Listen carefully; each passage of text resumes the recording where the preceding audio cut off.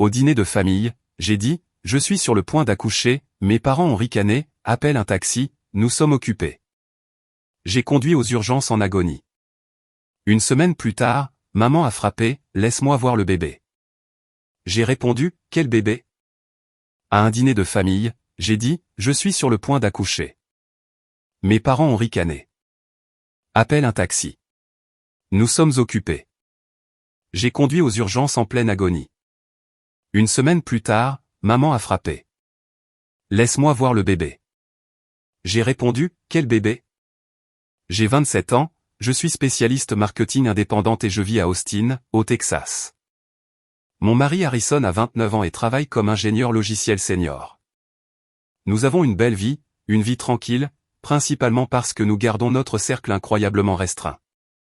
Mais s'il y a une chose que vous devez savoir sur moi avant que je ne plonge dans le cauchemar qui a déchiré toute ma réalité, c'est ceci, j'ai grandi en tant qu'enfant de verre. Si vous n'êtes pas familier avec ce terme, cela signifie essentiellement que j'étais l'invisible. J'étais l'enfant solide et indépendant qui ne demandait jamais d'aide, ce qui a permis à mes parents de concentrer chaque once de leur énergie, de leur argent et de leur affection sur ma sœur cadette, Valérie. Valérie a 25 ans, mais aux yeux de mes parents, elle pourrait tout aussi bien être une princesse fragile et impuissante à qui il faut dérouler un tapis rouge chaque fois qu'elle respire. C'était un vendredi soir de fin septembre. J'étais très enceinte, à exactement 3 semaines de ma date d'accouchement. Mon mari Harrison était bloqué au centre-ville dans son entreprise. Ils étaient en pleine migration massive de serveurs, une de ces urgences technologiques où personne ne rentre chez soi tant que l'écran ne cesse pas de clignoter en rouge. Alors, j'ai fait les 25 minutes de route jusqu'à Round Rock seul pour assister à un dîner de famille chez mes parents. Je ne voulais pas y aller. Chaque instinct de mon corps me disait de rester à la maison, de commander des plats à emporter et de reposer mes chevilles enflées. Mais ma mère, Béatrice, m'avait appelé sans relâche toute la semaine. Elle insistait pour que je sois là parce que Valérie amenait son nouveau petit ami, Dominique, pour la première fois pour rencontrer la famille. Dominique avait 32 ans, conduisait une voiture qui coûtait plus cher que mes études universitaires, et ne cessait de parler de sa start-up technologique. Il était exactement le genre de mec que mes parents idolâtraient. Mon père, Grégory, et ma mère, Béatrice, ont toujours été obsédés par les apparences.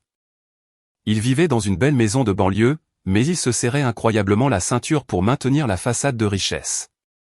Ils voyaient Valérie comme leur ticket d'or, et Dominique était le gros lot. Entrer dans cette salle à manger, c'était comme pénétrer dans une production théâtrale où tout le monde jouait de manière excessive. La table était dressée avec la porcelaine coûteuse de ma mère, celle qu'elle ne sortait que pour Thanksgiving ou lorsqu'elle voulait impressionner quelqu'un avec de l'argent. Il y avait un énorme rôti de bœuf au centre, entouré de bols de purée de pommes de terre et de haricots verts. Dominique était assis en bout de table, arborant naturellement une expression suffisante et un blazer qui semblait trop serré autour de ses épaules. Valérie était collée à son côté, rayonnant pratiquement de suffisance. Mes parents se penchaient en avant, s'accrochant à chaque mot prononcé par Dominique comme s'il distribuait des tickets de loterie gagnants. J'ai pris ma place discrètement près du bout de la table. Je me sentais déjà épuisé, une douleur profonde et lourde s'installait dans le bas de mon dos, mais j'ai affiché un sourire poli. Je connaissais mon rôle. J'étais juste le personnage de fond. Dominique était au milieu d'un long monologue arrogant sur sa stratégie de financement initial et sa valorisation projetée à $1 million. Mon père hochait vigoureusement la tête, posant des questions qui sonnaient douloureusement répétées, essayant désespérément de paraître un investisseur avisé plutôt qu'un employé de la gestion intermédiaire noyé sous les dettes de cartes de crédit. J'ai bu mon eau, sentant une étrange oppression envelopper mon estomac. Je l'ai ignoré. Ce n'était que des contractions de Braxton X, me suis-je dit. Faux travail. Ça devait l'être. J'avais 3 semaines d'avance. Mais au fur et à mesure que les minutes passaient, l'oppression ne s'est pas estompée. Elle s'est intensifiée. J'ai regardé ma mère verser un verre de vin cher à Dominique, riant trop fort à une blague qui n'était même pas drôle. J'ai alors réalisé à quel point toute la scène était pathétique. Mes parents étaient complètement consumés par l'illusion de la richesse, aveugles à tout le reste dans la pièce. Je ne savais pas que leur obsession pour le compte en banque de Dominique allait leur coûter leur fille et le seul petit enfant qu'ils auraient jamais. La première vraie contraction m'a frappé juste au moment où ma mère commençait à servir la purée de pommes de terre. Ce n'était plus une douleur sourde. C'était une bande de douleur nette et distincte qui rayonnait du bas de mon dos jusqu'à l'avant. J'ai tressailli, agrippant le bord de la lourde table à manger en chaîne. J'ai pris une lente et profonde inspiration, essayant de respirer malgré l'inconfort, espérant que personne ne le remarquerait. Je ne voulais pas faire de scène. Des décennies de conditionnement m'avaient appris qu'interrompre les moments spéciaux de Valérie était un péché capital dans la maison de Béatrice et Grégory. Dominique parlait toujours. Il n'avait pas arrêté depuis au moins 15 minutes. Maintenant, il parlait de capital risque et d'investisseurs providentiels, lançant du jargon technologique que je savais pertinemment que mes parents ne comprenaient pas. Pourtant, ils étaient là, hochant la tête avec des yeux grands et avides. Valérie traçait des cercles sur l'avant-bras de Dominique, l'air incroyablement satisfaite d'elle-même. L'odeur du rôti de bœuf, qui d'habitude me mettait l'eau à la bouche, me fit soudainement l'estomac se révulser violemment. La pièce semblait 10 degrés plus chaude. Donc, l'évolutivité de la plateforme est essentiellement infinie, se vanta Dominique, prenant une lente gorgée de son vin. Une fois que nous aurons obtenu ce prochain cycle de financement, ce qui est pratiquement garanti, nous envisageons un déploiement national d'ici le 3e trimestre. C'est tout simplement incroyable, Dominique, dit mon père, sa voix dégoulinante d'admiration. Valérie nous avait dit que tu étais brillant, mais voir ta vision, c'est vraiment inspirant. Une autre contraction me frappa. Celle-ci était plus forte, exigeant toute mon attention. Je me suis décalé sur ma chaise, pressant ma main contre mon ventre. Un léger gémissement s'échappa de mes lèvres avant que je ne puisse l'arrêter. La tête de ma mère se tourna brusquement vers moi. Ses yeux se plissèrent en de minuscules fentes acérées. Elle ne demanda pas si j'allais bien. Elle ne regarda pas mon ventre très enceinte. Au lieu de cela, elle se pencha sur la table et siffla d'un chuchotement rude, « Pénélope, s'il te plaît. Tu ne peux pas rester sans bouger pendant 5 minutes ?» Dominique est en train d'expliquer son modèle commercial. Je la regardais, la douleur temporairement submergée par une vague de pure incrédulité. Je transpirais. Mon visage était complètement rouge et j'étais clairement en détresse physique. Mais tout ce qui l'intéressait, c'était le fait que je créais une distraction. J'ai avalé difficilement, me forçant à hocher la tête. J'ai intériorisé la douleur, pressant mes lèvres si fort qu'elles sont devenues insensibles. C'était exactement comme quand j'avais 10 ans et que je m'étais cassé le bras en tombant d'un vélo. Mais mes parents m'avaient fait attendre 4 heures pour aller aux urgences parce que Valérie était à un récital de danse et qu'il ne pouvait absolument pas manquer son solo. Ma douleur était toujours un inconvénient. Mes besoins étaient toujours secondaires. Les contractions venaient plus vite maintenant, peut-être à 10 minutes d'intervalle. Je gardais les yeux fixés sur mon assiette, regardant la sauce figée sur la viande. Le tic-tac de l'horloge grand-père dans le couloir sonnait comme un marteau dans mes oreilles, complètement désynchronisé avec le discours interminable de Dominique. J'ai attrapé mon téléphone sur mes genoux, mes mains tremblant légèrement. J'ai tapé un message rapide à Harrison, « Je pense que ça arrive. Les contractions commencent. Je vais essayer de partir bientôt, mais je savais qu'il pourrait ne pas le voir avant des heures. » Il était profondément dans la salle des serveurs, son téléphone probablement en mode silencieux. J'étais seul dans une pièce pleine de mes propres parents de sang. Et je ne m'étais jamais senti aussi isolé de toute ma vie. J'ai regardé ma sœur, espérant une once d'empathie, peut-être un regard fraternel d'inquiétude. Mais Valérie a juste levé les yeux au ciel, clairement agacée que je respirais trop fort et que je gâchais l'esthétique de son dîner parfait. L'agonie physique montait, mais la prise de conscience psychologique était pire. J'étais assise à une table avec des étrangers qui se trouvaient juste à partager mon ADN. Le moment où tout s'est brisé est survenu exactement 5 minutes plus tard. Dominique était en pleine phrase, parlant de son portefeuille boursier, lorsqu'un pop soudain et inconfondable résonna dans mes oreilles, immédiatement suivi d'une chaude coulée de liquide imbibant ma robe de maternité et le tissu de la chaise de la salle à manger. Ma poche des os venait de se rompre, là, en plein milieu du dîner de rôti de bœuf. La panique, froide et vive, me transperça la poitrine. Ce n'était pas un faux travail. C'était réel. Et cela arrivait 3 semaines avant terme. J'ai brusquement repoussé ma chaise. Le pied en bois a raclé bruyamment sur le parquet, un son strident et violent qui a complètement coupé Dominique. Tous les regards à table se sont tournés vers moi. « Mais qu'est-ce que tu fais, Pénélope » a claqué ma mère, son visage se tordant de dégoût. « Tu es en train de rayer le sol. » Je me suis levé, agrippant le dossier de la chaise si fort que mes jointures sont devenues blanches. Une autre contraction m'a frappé si violemment qu'elle a presque fait plier mes genoux. J'ai regardé mes parents, ma voix tremblante, mais assez forte pour commander la pièce. Je suis sur le point d'accoucher, ai-je dit. Ma poche des os vient de se rompre. Les contractions sont rapprochées. Je dois aller à l'hôpital tout de suite. Pendant une fraction de seconde, il y eut un silence de mort. Je m'attendais à la réaction normale. Je m'attendais à ce que mon père se lève, attrape les clés de la voiture et m'aide jusqu'à la porte. Je m'attendais à ce que ma mère prenne mon sac d'hôpital dans ma voiture et dise à Valérie et Dominique qu'ils devraient finir le dîner seuls. C'est ce que fait une famille. C'est ce que font les êtres humains. Au lieu de cela, mon père s'est penché en arrière sur sa chaise, a croisé les bras sur sa poitrine et a laissé échapper un soupir lourd et irrité. Ma mère a laissé tomber sa fourchette sur son assiette en porcelaine avec un grand fracas. Elle m'a regardé, non pas avec inquiétude, mais avec une fureur pure et non dissimulée. « Tu te moques de moi là » a-t-elle exigé. En plein milieu du dîner. Dominique est juste arrivé à la partie la plus importante de sa présentation. J'ai cligné des yeux, la douleur dans mon abdomen momentanément éclipsée par le choc pur de ses mots. « Maman, je suis en plein travail. Le bébé arrive tôt. Harrison est bloqué au travail et injoignable. J'ai besoin que l'un de vous me conduise au Dell Medical Center. » Valérie a ricané, prenant une gorgée d'eau. « Oh mon Dieu, Penny, tu fais toujours ça. Tu dois toujours être le centre d'attention, n'est-ce pas? Tu ne pouvais pas attendre 2 heures que nous finissions le dessert. » J'ai ressenti une vague de nausée étourdissante. Attendre 2 heures, Valérie? C'est un bébé, pas un colis de livraison programmé. Je ne peux pas contrôler ça. J'ai regardé mon père, silencieusement, le suppliant d'être la voix de la raison, d'être un père pour une fois dans sa vie. Grégory a regardé ma mère, puis a jeté un coup d'œil apologétique à Dominique, qui était assis là, l'air incroyablement gêné, mais ne faisant absolument rien pour aider. Mon père a reporté son regard sur moi. Ses yeux étaient froids, calculateurs et complètement dépourvus de toute chaleur paternelle. « Pénélope, » dit mon père, sa voix basse et dégoulinante de condescendance.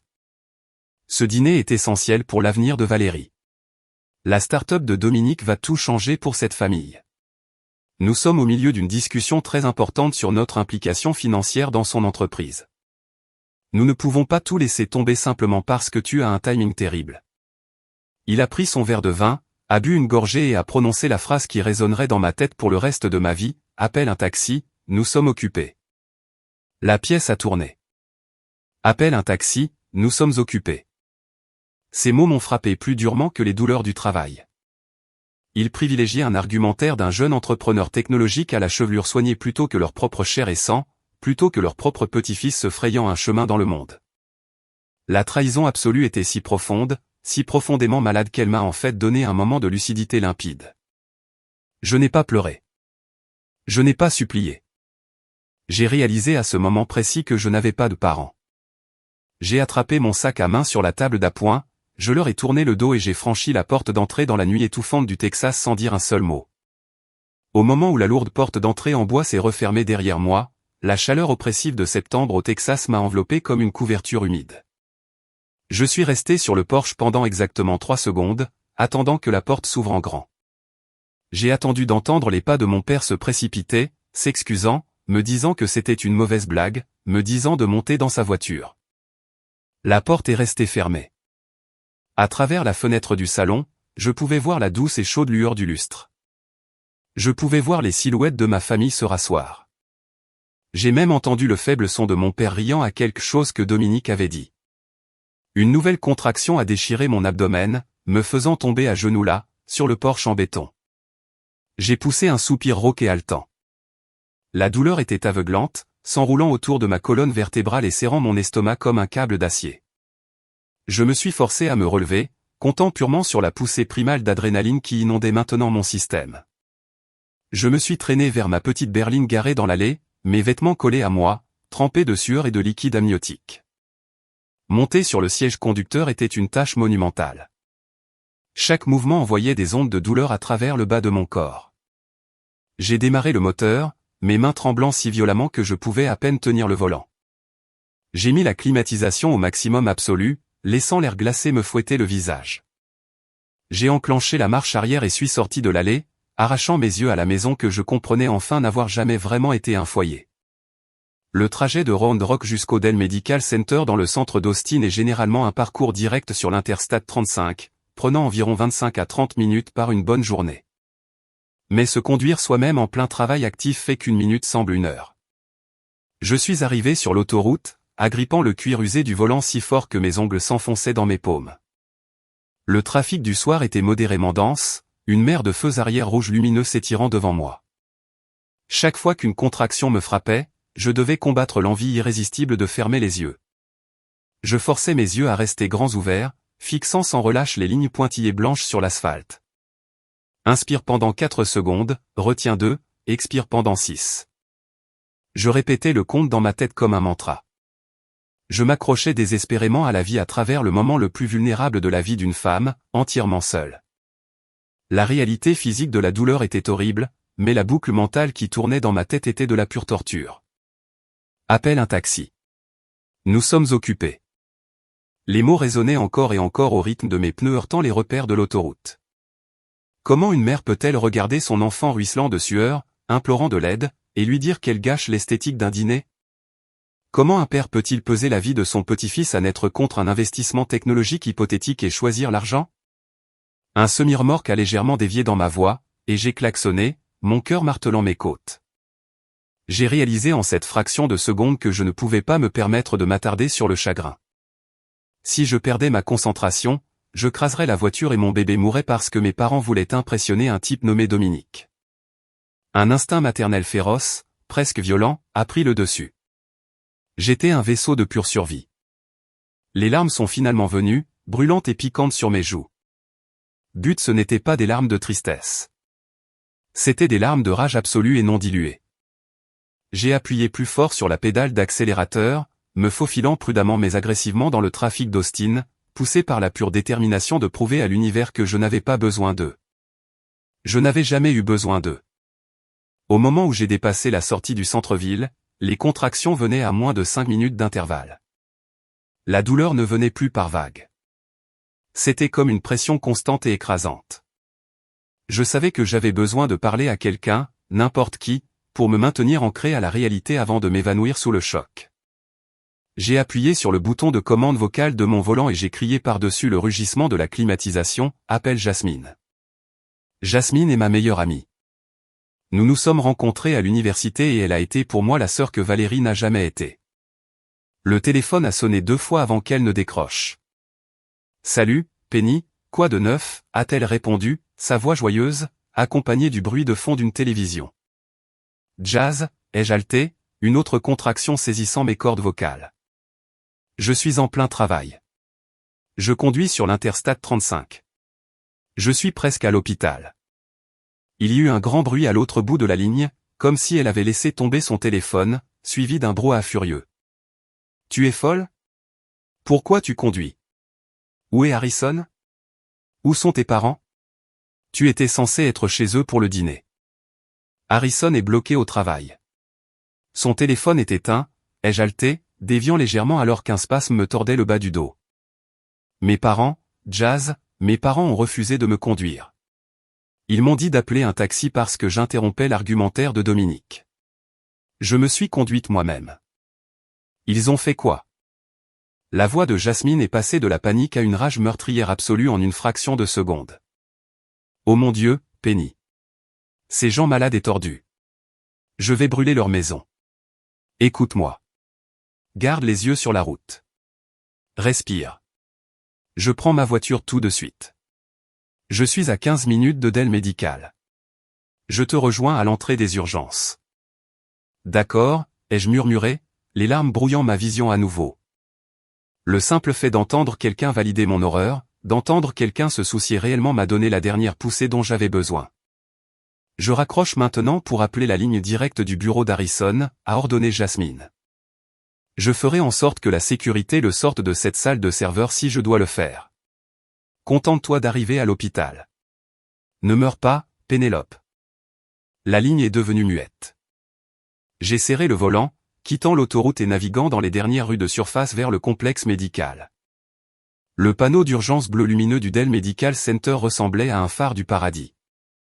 J'ai garé ma voiture n'importe comment dans la zone de dépose d'urgence, la mettant en position de stationnement et laissant le moteur tourner. Je me fichais qu'il la remorque.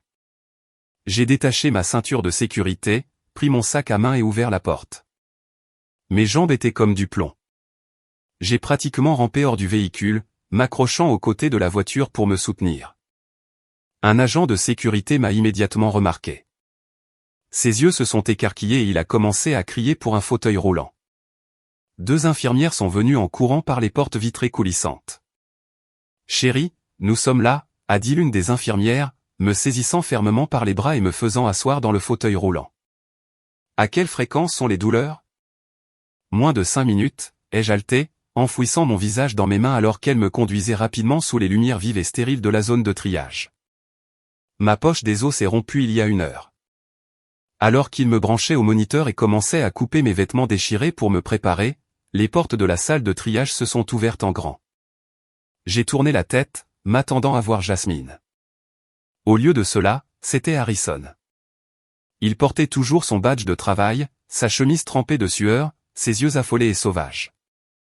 Jasmine avait en fait réussi à joindre la réception de son immeuble. « Penny » a-t-il crié, se précipitant sur le côté du lit d'hôpital et saisissant ma main des 2 siennes. « Je suis tellement désolé. Je suis là. Je suis juste ici. » J'ai regardé mon mari, sa poitrine se soulevant alors qu'il essayait de reprendre son souffle, des larmes brillant dans ses yeux par pure peur pour moi. J'ai serré sa main, une vague massive de soulagement submergeant la douleur physique. J'y étais arrivé. J'étais en sécurité. Et alors que les médecins se précipitaient pour annoncer que j'étais entièrement dilaté et qu'il était temps de pousser, j'ai réalisé quelque chose de profond. Ma famille n'était pas à Round Rock en train de manger du rôti de bœuf. Ma famille était ici, me tenant la main. Si vous appréciez l'histoire jusqu'à présent, veuillez prendre un moment pour appuyer sur le bouton j'aime de cette vidéo, vous abonner à la chaîne et laisser un commentaire ci-dessous avec le nom de la ville où vous vivez actuellement. Chaque commentaire aide à diffuser cette vidéo à plus de personnes qui aiment les drames familiaux fous. Merci beaucoup pour votre soutien. Revenons à l'histoire. Les 4 heures suivantes furent un tourbillon d'agonie primale intense, de cris et de lumière chirurgicale vive. Le travail est un processus incroyablement violent, une reddition complète de votre corps physique. Mais avoir Harrison à mes côtés a changé toute l'atmosphère de la pièce. Il n'a pas lâché ma main une seule fois. Il a essuyé la sueur de mon front, m'a donné des copeaux de glace et m'a continuellement murmuré à quel point j'étais forte, à quel point il était fier de moi. Jasmine est arrivée peu de temps après qu'il m'ait déplacé vers la salle d'accouchement, se tenant juste devant la porte, envoyant régulièrement des mises à jour par SMS à Harrison pour ne pas gêner les médecins. Quand la poussée finale est arrivée, mon monde entier s'est réduit au son de mon propre cœur battant dans mes oreilles. Et puis il y a eu un nouveau son. Un cri aigu, en colère, magnifique qui a percé l'air stérile de l'hôpital. « C'est un garçon », a annoncé le médecin, souriant derrière son masque chirurgical. Ils l'ont rapidement nettoyé et l'ont placé directement sur ma poitrine nue. Il était minuscule, rouge et parfait, avec une touffe de cheveux foncés exactement comme ceux d'Harrison. Il a arrêté de pleurer au moment où il a senti la chaleur de ma peau, ses petits poings se recourbant contre ma clavicule. Je l'ai regardé, et mon cœur s'est complètement brisé et reconstruit en quelque chose d'entièrement nouveau. La poussée écrasante d'ocytocine et d'amour inconditionnel pur était stupéfiante. Harrison s'est penché, pressant son front contre le mien, ses larmes tombant sur mes joues. « Il est parfait, Penny. Tu l'as fait. Tu es incroyable. » Pendant ces premières heures en salle de réveil, nous n'étions que tous les 3. Les infirmières ont baissé les lumières. Le bip des moniteurs s'est estompé en un bourdonnement de fond réconfortant, et le pur traumatisme de la soirée semblait à 1000 lieues. J'ai regardé mon fils respirer, observant le léger soulèvement et l'abaissement de sa poitrine. J'ai senti un instinct incroyablement féroce prendre racine au plus profond de mon âme. J'étais une mère maintenant. Mon travail était de protéger ce minuscule être humain de tout ce qui était mauvais dans le monde. Et alors que cette pensée me traversait l'esprit, l'image de la salle à manger de mes parents a flashé derrière mes paupières. L'odeur du rôti de bœuf, le tintement des verres de vin, le rictus sur le visage de mon père alors qu'il me disait d'appeler un taxi. J'ai regardé mon bébé innocent. J'ai essayé d'imaginer un scénario, n'importe quel scénario dans l'univers, où il viendrait à moi dans une agonie aveuglante, implorant de l'aide, et je lui dirais que j'étais trop occupé à écouter un étranger se vanter d'argent. Mon cerveau ne pouvait pas le traiter. C'était fondamentalement inhumain. L'euphorie de la naissance a commencé à se mélanger à une clarté froide et endurcie. L'enfant de verre en moi est officiellement mort sur ce lit d'accouchement, remplacé par une femme qui brûlerait le monde pour assurer la sécurité de son enfant. Il était environ 2 heures du matin quand la bulle de calme de notre chambre d'hôpital a finalement éclaté. Le bébé dormait profondément dans le berceau à côté de mon lit. Harrison était assis dans le fauteuil inclinable, buvant une horrible tasse de café d'hôpital. J'ai tendu la main vers la table de chevet pour prendre mon téléphone, voulant vérifier l'heure. L'écran s'est allumé. J'avais plusieurs appels manqués, tous de ma mère et de mon père. Il n'y avait aucun message texte me demandant si j'étais vivante. Aucun message texte demandant si le bébé était arrivé en toute sécurité. Juste des appels manqués et 2 nouveaux messages vocaux. Mon estomac s'est noué dans un nœud familier d'anxiété. Les vieilles habitudes ont la vie dure. Une partie de moi, l'enfant intérieur pathétique qui aspirait encore à l'approbation de sa mère, espérait que les messages vocaux étaient peut-être des excuses. Peut-être que le choc de mon départ les avait ramenés à la réalité. Peut-être qu'il se sentait coupable. Harrison, ai-je murmuré, ma voix, mes parents ont laissé des messages vocaux. Harrison a immédiatement posé son café. Sa mâchoire s'est serrée. Il s'est approché du lit, a pris délicatement le téléphone de mes mains et a dit, « Tu veux les écouter ? Tu n'es pas obligé. Je peux les supprimer tout de suite. » Non, ai-je dit fermement. Mets-les sur haut-parleur. Harrison a touché l'écran. La voix de ma mère a empli la chambre d'hôpital silencieuse. Elle ne tremblait pas de larmes. Elle était nette, aiguë et teintée d'une irritation absolue. Pénélope, c'est ta mère. Il est 11h30. Ton père et moi sommes incroyablement déçus de ta sortie dramatique de ce soir. Valérie était en pleurs. Tu as complètement gâché l'ambiance et Dominique a dû partir tôt parce que les choses sont devenues si gênantes. Je ne comprends pas pourquoi tu dois toujours tout ramener à toi. Le bébé n'était pas attendu avant 3 semaines. Tu subissais manifestement juste des contractions de Braxton X et tu as réagi de manière excessive pour attirer l'attention. Appelle-moi demain et excuse-toi auprès de ta sœur. Son avenir avec Dominique est essentiel pour cette famille et tu ne vas pas le ruiner. Bonne nuit. Le message vocal a émis un bip, signalant la fin. Harrison et moi avons fixé le téléphone dans un silence de mort. Elle n'a même pas demandé si j'étais arrivé à l'hôpital. Elle a supposé que je simulais le travail pour voler l'attention du petit ami de Valérie. Avant même que je ne puisse assimiler le pur narcissisme de ces mots, le deuxième message vocal a commencé à jouer. C'était mon père. Penny, c'est papa. Écoute, ta mère est très contrariée. Ce dîner était important. Nous parlons ici de stabilité financière à long terme, de réelles opportunités d'investissement avec l'entreprise de Dominique. Tu sais à quel point les choses ont été difficiles pour nous dernièrement. Nous ne pouvons pas nous permettre que tu fasses une crise hormonale et que tu effraies un homme qui pourrait assurer l'avenir de ta sœur et le nôtre. Je m'attends à ce que tu arranges ça. Fais-nous savoir quand tu auras fini de bouder. Bip. Le silence qui a suivi était lourd et toxique. L'air de la pièce semblait contaminé par le seul son de leur voix. Ce n'étaient pas des parents. C'étaient des parasites s'accrochant à l'illusion de la richesse, prêts à sacrifier leur fille enceinte sur l'autel du compte en banque d'un magnate de la technologie. Harrison s'est levé. Son visage était un masque de fureur froide et calculée. J'avais été avec cet homme depuis 7 ans, et je ne l'avais jamais vu aussi terrifiant de calme. Ils sont complètement délirants, a dit Harrison, sa voix tombant d'une octave, tremblant de rage contenue. Ils te reprochent d'avoir eu une urgence médicale. Ils n'ont pas demandé de tes nouvelles. Ils n'ont pas demandé des nouvelles de leur petit-fils. Ils s'inquiètent d'une opportunité d'investissement. J'ai baissé les yeux sur mes mains posées sur la couverture de l'hôpital. Mon père a mentionné que les choses étaient financièrement difficiles. Je pense qu'ils essaient d'utiliser Dominique comme un sauveur. Ils sont désespérés, Harrison. Mais peu importe. Cela n'excuse pas ce qu'ils ont fait. Ils m'ont laissé conduire sur l'autoroute en plein travail actif. J'aurais pu avoir un accident. Nous aurions pu mourir. Le dire à voix haute a fait s'abattre la réalité de la situation sur moi comme un raz-de-marée. J'ai regardé le berceau où mon fils dormait paisiblement. L'idée de l'énergie toxique et manipulatrice de ma mère près de lui me donnait la chair de poule. L'idée de mon père regardant mon fils et le voyant comme un inconvénient me rendait malade. Harrison s'est assis sur le bord du lit et a pris mon visage dans ses mains. Penny, regarde-moi. Tu ne retourneras jamais dans cette maison. Ils ne s'approcheront jamais de toi ou de notre fils. C'est fini. Je les ai vus te traiter comme une citoyenne de seconde zone pendant des années et j'ai gardé le silence parce que tu me l'as demandé. Mais plus maintenant. Ils ont franchi une ligne ce soir qu'ils ne pourront jamais, jamais franchir. Les larmes me sont montées aux yeux, mais c'étaient des larmes de soulagement. J'ai hoché la tête lentement. Je sais. C'est fini pour moi aussi. Harrison a pris mon téléphone. Il n'a pas demandé. Il a juste commencé à naviguer dans mes contacts. Je bloque le numéro de ta mère.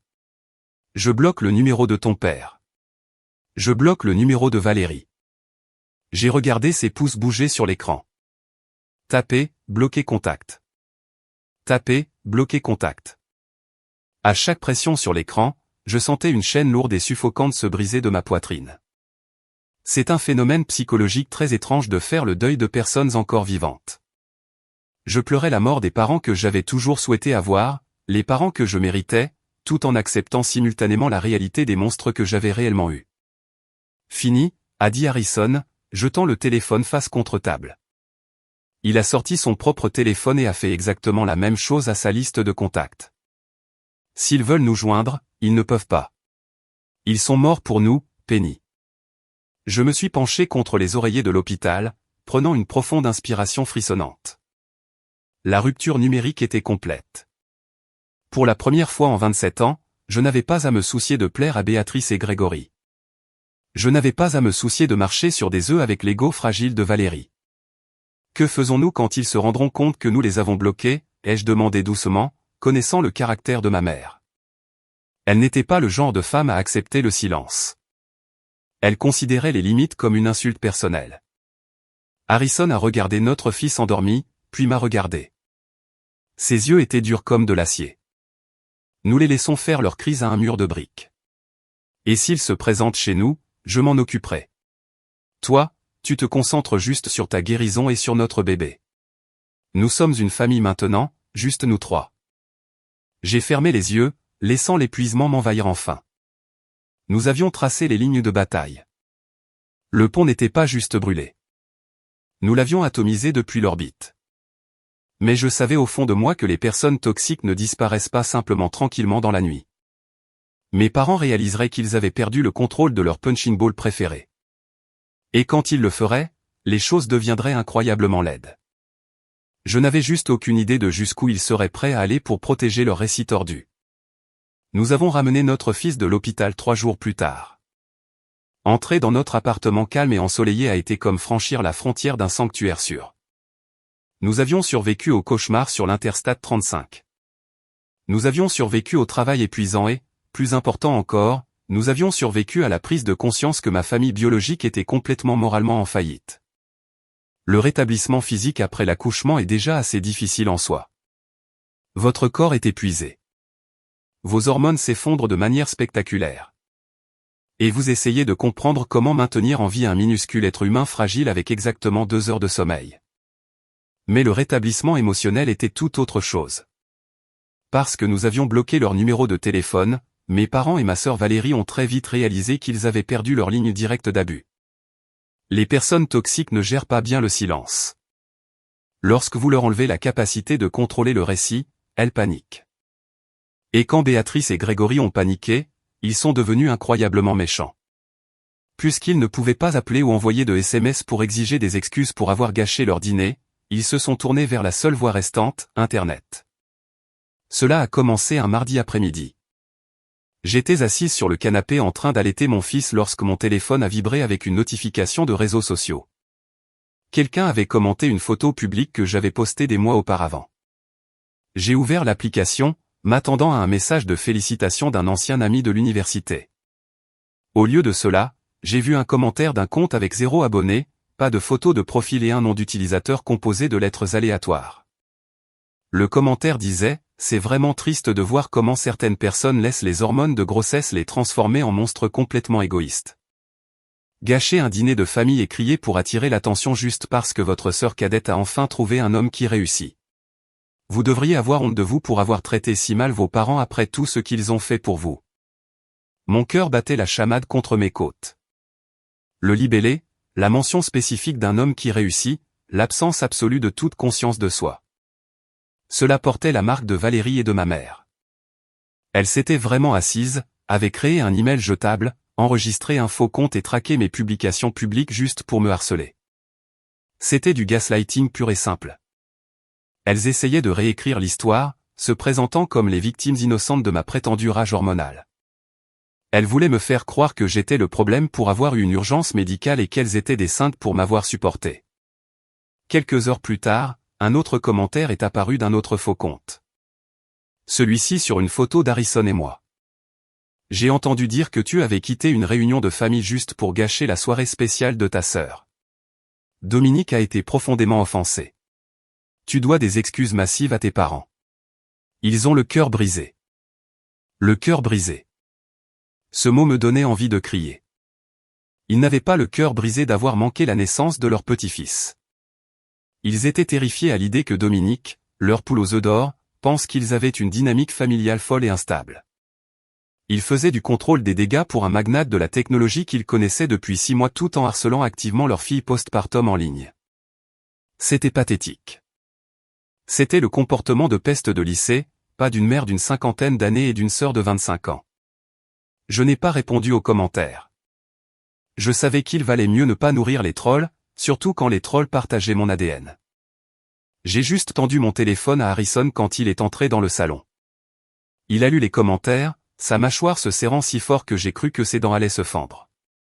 Ils sont implacables, ai-je murmuré, sentant une nouvelle vague d'épuisement m'envahir. Il ne pouvait même pas me laisser guérir en paix. Harrison n'a pas dit un mot. Il a juste pris mon téléphone, s'est assis devant son ordinateur portable et s'est mis au travail. Être ingénieur logiciel a ses avantages. Il a passé les 2 heures suivantes à verrouiller méticuleusement chacun de mes comptes de réseaux sociaux. Il a modifié les paramètres de confidentialité au maximum absolu, ce qui signifie que seules les personnes que j'approuvais manuellement pouvaient même voir mon nom dans une barre de recherche. Il a bloqué l'adresse IP des comptes jetables, supprimé les commentaires désagréables, puis a fait exactement la même chose pour ses propres profils.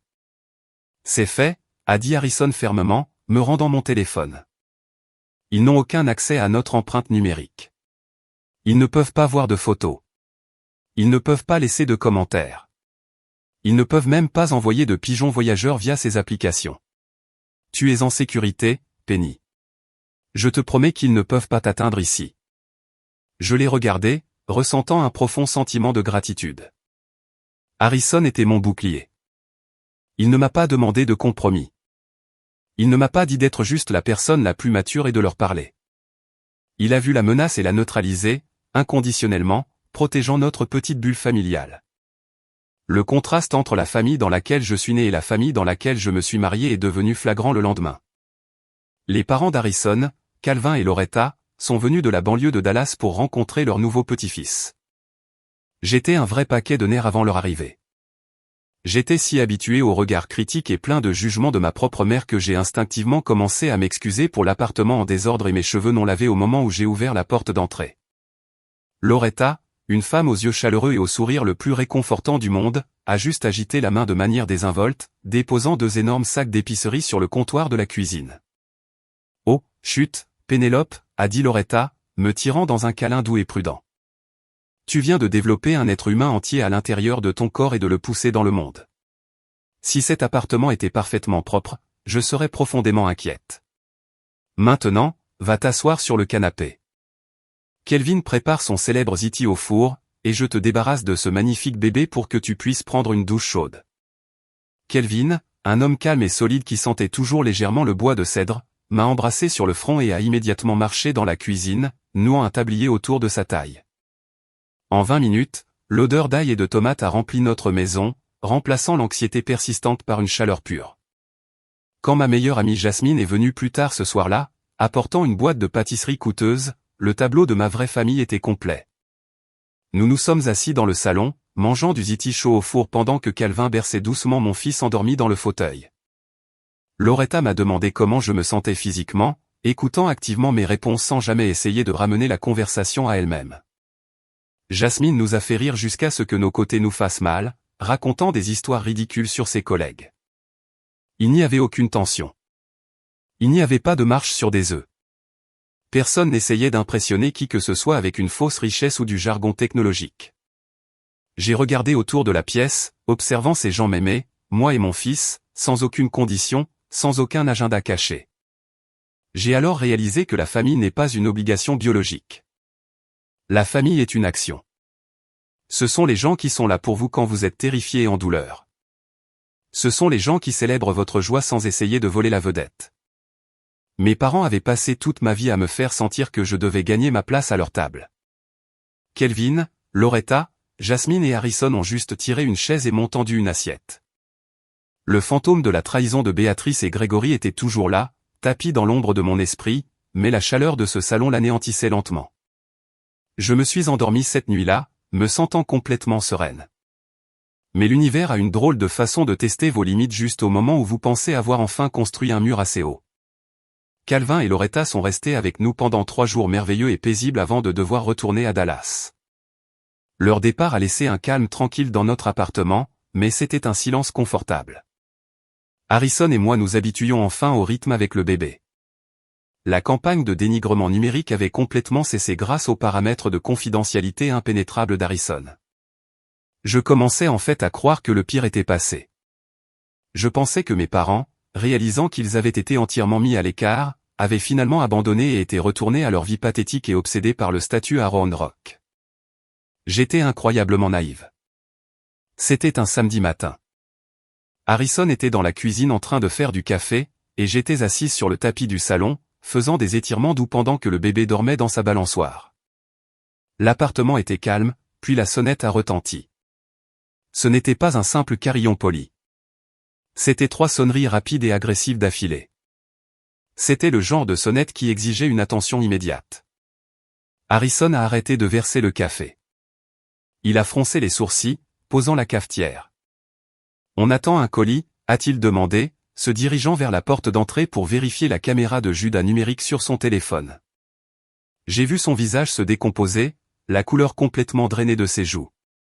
Il m'a regardé, ses yeux écarquillés d'un mélange d'incrédulité et de colère intense. « C'est eux », a dit Harrison, sa voix tombant à un murmure rude. « Tes parents et Valérie. » Mon estomac a plongé directement dans mes chaussures. L'adrénaline a traversé mes veines si vite que mes mains sont instantanément devenues froides. Je me suis précipité du tapis, mon cœur martelant un rythme effréné contre mes côtes. Je me suis dirigé vers Harrison et j'ai regardé l'écran de son téléphone. Les voilà, debout sur notre paillasson. Mon père, Grégory, portait une chemise polo impeccable, regardant autour du couloir comme s'il inspectait un hôtel qu'il pensait acheter. Valérie se tenait légèrement derrière lui, faisant défiler son téléphone, l'air incroyablement ennuyé. Et ma mère, Béatrice, se tenait devant et au centre. Elle tenait un bouquet de ballons bleus bon marché et brillants sur lesquels il était écrit « C'est un garçon » et un petit sac cadeau emballé à la hâte. Ils avaient l'air complètement décontractés. Ils avaient l'air d'une famille normale et heureuse passant pour une visite de week-end. La pure audace de tout cela m'a rendu étourdi. Ils m'avaient ignoré alors que j'étais dans une douleur atroce. Ils m'avaient dit d'appeler un taxi. Ils avaient laissé des messages vocaux me reprochant d'avoir gâché leur dîner. Ils avaient passé des jours à me harceler sur Internet avec de faux comptes jetables. Et maintenant, parce que la porte numérique leur avait été claquée au nez, ils avaient le culot de se rendre à Austin et de se présenter à ma porte physique avec des ballons à l'hélium d'une valeur de $5, s'attendant à être accueillis. « N'ouvre pas », a dit Harrison fermement, tendant la main pour s'assurer que le pen dormant était verrouillé. Je leur dirai par l'intermédiaire du haut-parleur de la caméra de partir ou j'appelle la police. J'ai fixé l'écran. Une partie de moi, la vieille partie traumatisée, voulait se cacher dans la chambre et laisser Harrison s'en occuper. Mais en écoutant la douce respiration de mon fils derrière moi, ce feu protecteur féroce s'est rallumé dans ma poitrine. Il se tenait sur ma propriété. Ils essayaient d'imposer leur présence toxique dans l'espace sécurisé de mon fils. Non, ai-je dit, ma voix étonnamment stable. Je vais leur parler. Je dois les regarder dans les yeux et mettre fin à cela définitivement. Harrison m'a regardé, voyant la détermination absolue dans mes yeux. Il a hoché la tête une fois, s'écartant légèrement, mais se tenant toujours juste à côté de moi, prêt à intervenir physiquement si nécessaire. J'ai pris une profonde inspiration, j'ai déverrouillé le pen dormant avec un grand clic et j'ai ouvert la porte. Le visage de Béatrix s'est instantanément transformé en un large sourire, douloureusement artificiel. Pénélope, surprise, ma chérie. Nous avons apporté des cadeaux pour le bébé. Elle a fait un pas en avant. Béatrix s'est arrêtée, son faux sourire vacillant légèrement alors qu'elle réalisait que je n'allais pas bouger. Eh bien, laisse-nous entrer, Penny. Il fait chaud ici dans le couloir. Où est mon magnifique petit-fils? Vous n'entrez pas, ai-je dit. Ma voix était basse, plate et complètement dépourvue d'émotion. Grégory a laissé échapper un soupir exaspéré, bombant le torse. Pénélope, assez de cette bêtise enfantine. Tu as bloqué nos numéros, ce qui était incroyablement immature. Nous sommes venus jusqu'ici pour faire la paix.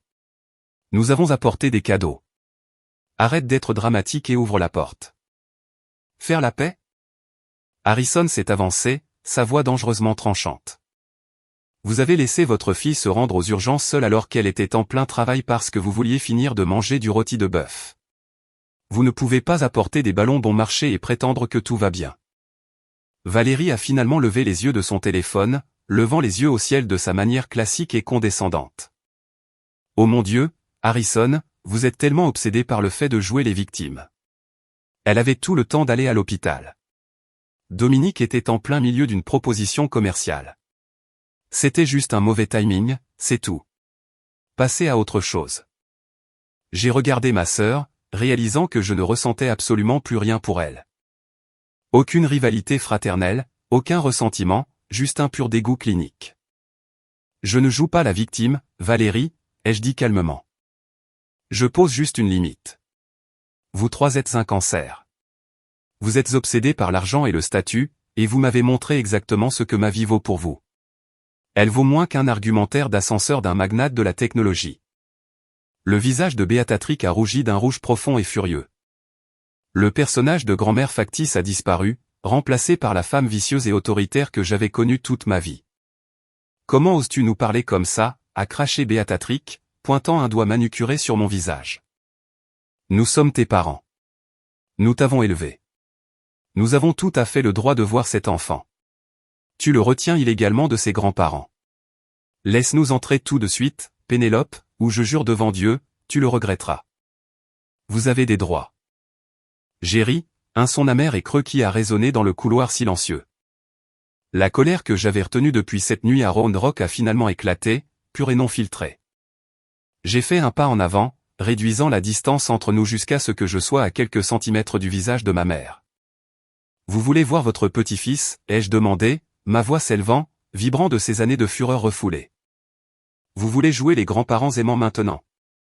C'est vraiment drôle, Béatrix, parce qu'il y a une semaine, quand j'étais dans votre salle à manger, implorant de l'aide, terrifié pour la vie de mon bébé, vous ne vous souciez pas de lui. Grégory ne se souciait pas de lui. J'ai croisé le regard de mon père, qui avait tant fait le culot de paraître légèrement mal à l'aise.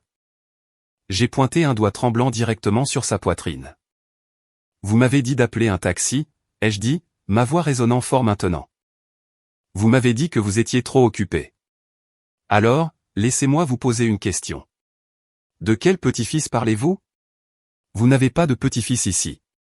Vous m'avez dit de partir, alors je suis parti pour toujours. Il y eut un silence lourd et stupéfait. Béatrix a ouvert la bouche, mais aucun mot n'en est sorti. La finalité absolue de ma déclaration planait dans l'air comme une lame de guillotine. Je leur renvoyais leur propre cruauté au visage, et ils n'avaient absolument aucune défense contre elle. Vous l'avez entendu, a dit Harrison, s'avançant et posant une main protectrice sur mon épaule. Vous n'avez pas de famille ici. Prenez vos ordures et partez. Si vous vous présentez à nouveau à cet appartement, ou si vous essayez de contacter ma femme à nouveau, j'appelle la police d'Austin et vous ferez arrêter pour intrusion criminelle et harcèlement. Je ne vous le demande pas. Je vous l'ordonne. Gregory a regardé Harrison, puis m'a regardé. Il a ouvert la bouche pour discuter, mais le regard dans les yeux d'Harrison était mortel. Mon père a avalé difficilement, a attrapé le bras de ma mère et l'a tiré en arrière. Bien, a marmonné Gregory, le visage pâle. Si tu veux ruiner cette famille pour un malentendu, c'est ton problème, Pénélope. Il a laissé tomber le sac à dos sur le sol. Valérie a fait demi-tour et a pratiquement couru vers l'ascenseur, ne voulant plus rien avoir à faire avec la confrontation maintenant qu'elle réalisait que nous ne reculerions pas. Béatatrice m'a jeté un dernier regard, un regard de pur venin avant de les suivre. Je n'ai pas attendu que les portes de l'ascenseur se ferment. J'ai saisi la poignée de la porte, suis rentré à l'intérieur et j'ai claqué la lourde porte en bois avec toute la force que j'avais. J'ai tourné le pêne dormant. Clic. Le son de cette serrure se mettant en place était la plus belle musique que j'ai jamais entendue. J'ai appuyé mon dos contre la porte, fermant les yeux, et j'ai laissé échapper une énorme respiration tremblante. Mes genoux étaient faibles, mais mon âme se sentait plus légère qu'elle ne l'avait été en 27 ans. Le cordon était enfin coupé de façon permanente. Le temps est l'égaliseur ultime. Lorsque vous coupez les personnes toxiques de votre vie, vous réalisez à quel point votre énergie quotidienne était drainée juste en essayant de survivre à leur chaos. Les mois qui ont suivi la confrontation sur notre porche ont été les mois les plus paisibles et les plus réparateurs que j'ai jamais vécus. Nous n'avons pas entendu un seul son de Béatrice, Gregory ou Valérie. La menace d'une intervention policière avait apparemment fonctionné. Harrison et moi avons consacré toute notre énergie à élever notre fils, à bâtir nos carrières et à entretenir les relations qui comptaient réellement. Mais le karma, comme on dit, a un sens du timing spectaculaire. C'était à la mi-avril, environ 7 mois après la naissance de mon fils. Je retrouvais Jasmine pour déjeuner dans un café du centre-ville. Mon ordinateur portable était ouvert, je terminais une campagne marketing pour un client pendant que Jasmine sirotait un thé glacé de l'autre côté de la table. Alors, dit Jasmine, se penchant en avant avec cet éclat spécifique dans les yeux qui signifiait qu'elle avait des ragots de première qualité. J'ai croisé une ancienne voisine de tes parents à l'épicerie hier. Tu sais, Madame Higgins, celle d'en bas de la rue. J'ai interrompu ma frappe, prenant une gorgée de mon café. Oh là là, qu'est-ce qui se dit à Round Rock? Jasmine a posé son verre, son sourire s'élargissant en un sourire de pure vindication. Penny, tout le château de cartes s'est effondré. Dominique, l'arrogant magnate de la technologie avec sa valorisation à $1 million. C'était un escroc complet. Je la regardais, mes sourcils se levant. Un escroc? Qu'est-ce que tu veux dire? Je veux dire du vaporware, expliqua Jasmine, vibrant pratiquement d'excitation. Sa start-up n'était que poudre aux yeux. Il n'avait aucune technologie propriétaire. Il prenait l'argent des investisseurs providentiels, se payait un salaire énorme et louait des voitures chères pour avoir l'air riche pendant que l'entreprise ne produisait absolument rien. Quand les investisseurs ont commencé à exiger des audits il y a quelques mois, tout a explosé. Il a déposé le bilan, a complètement abandonné Valérie et a fui la ville pour éviter les accusations de fraude. Je me suis penché en arrière sur ma chaise, traitant l'information. L'ironie était si épaisse qu'on aurait pu la couper au couteau. Mes parents avaient sacrifié leur relation avec moi pour adorer à l'autel d'un homme qui était essentiellement un escroc. Waouh, ai-je soufflé. Je veux dire, j'ai toujours su qu'il était plein de vent, mais je ne pensais pas qu'il simulait littéralement toute l'entreprise. Valérie doit être folle de rage. Oh, ça empire tellement, dit Jasmine, baissant la voix. Tu te souviens comment ton père a mentionné que les choses étaient financièrement difficiles dans ce message vocal et comment il parlait d'opportunités d'investissement au dîner? Une froide réalisation m'a envahi. Non, dis-moi qu'ils n'ont pas fait ça. Ils l'ont fait, a confirmé Jasmine, hochant la tête d'un air sombre. Selon Madame Higgins, tes parents ont réhypothéqué leur maison pour investir une somme massive dans l'entreprise de Dominique en tant que capital d'amorçage. Ils pensaient qu'ils entraient au rez-de-chaussée du prochain boom technologique géant. Quand Dominique a disparu, leur argent a disparu avec lui.